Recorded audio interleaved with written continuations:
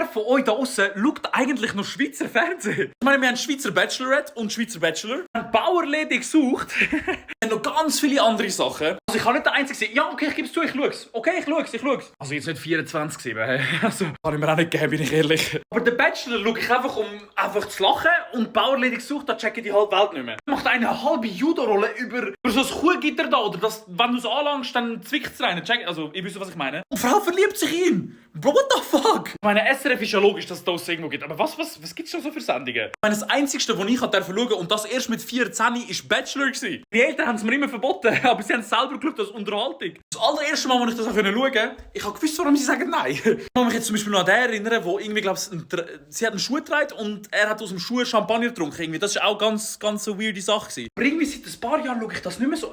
Schaut jemand noch so aktiv Schweizer Fernsehen? Schreibt es mal in den Kommentaren. Gibt es da irgendwelche neue Sachen, die ich da irgendwie momentan verpasse, weil ich das nicht schaue? Was haltet ihr eigentlich so von schweizerdeutschem Fernsehen? Schreibt es mal in den Kommentaren.